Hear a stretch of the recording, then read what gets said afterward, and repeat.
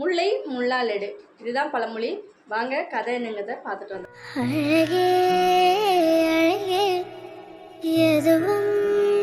கிராமத்தில் ஒரு விவசாயம் வாழ்ந்துட்டு இருக்காரு. அவருடைய வாழ்வாதாரம் அவருடைய நிலத்தை நம்பி மட்டும்தான் அவருக்கு அந்த வாழ்வாதாரம் இருந்தது. அந்த நிலத்தில் விளையிற பயிர், காய்கறி இதை விற்று தான் அவருடைய வாழ்வாதாரம் போய்கிட்டு இருக்குது. இப்படி இருக்கையில் அந்த நிலத்தில் ஒரு ஓரமாக வளர்ந்த முள்செடி அப்படியே நிலத்துக்குள்ளே படர ஆரம்பிச்சிருது. இவர் ஒவ்வொரு டைமும் அந்த முள்செடியை போய் எடுத்து போடும்போது அவர் கையை குத்தி கிழிச்சு விட்டுருது. அந்த முட்கள் ரொம்ப கோரமாக இருக்கிறதுனால அவர் கையெல்லாம் காயப்படுத்தி விட்டுருது. இப்படியே அவர் என்ன பண்ணுறாருன்னா, தினமும் ஒரு வாரத்துக்கு ஒரு முறை 2 முறை அந்த முள்செடியை எடுத்து போடுறாரு. அது அதிகமாக படர்ந்து நிலத்துக்குள்ளே தான் அவர் நிலத்தை சேதப்படுத்திக்கிட்டு வந்தது.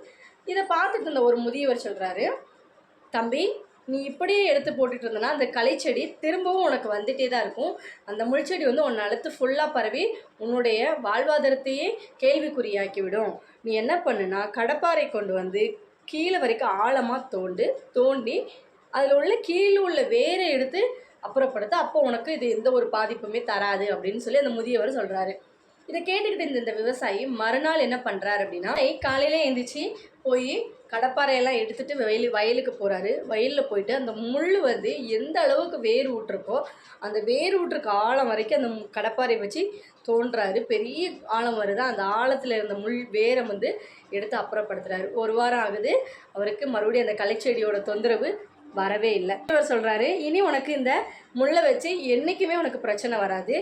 நீ விவசாய நிலத்தில் உன்னுடைய விவசாயத்தில் பயிர் செய்து உன்னுடைய வாழ்க்கையை நல்லபடியாக நீ கொண்டு போகலாம் அப்படின்னு சொல்லிட்டு அந்த முதியவர் விவசாயிகிட்ட சொல்கிறாருங்க. இதுதான் பழமொழிங்க, முல்லை முள்ளால் எடு. நம்ம வாழ்க்கையிலையும் ஒரு பிரச்சனை வந்ததுன்னா அந்த பிரச்சனையை அந்த சமயத்தில் தீர்க்கிறதுக்கு நம்ம தீர்வு தேடக்கூடாது. திரும்பவும் நம்ம வாழ்க்கையில் அந்த ஒரு பிரச்சனை வராமல் இருக்கிறதுக்காக தான் நம்ம என்ன பண்ணணும்னா தீர்வு தேடணுங்க. அடுத்து ஒரு பழமொழியில் ஒரு கதையில் பார்க்கலாம். நம்ம சேனலை சப்ஸ்கிரைப் பண்ணி வச்சு சப்போர்ட் கொடுங்க.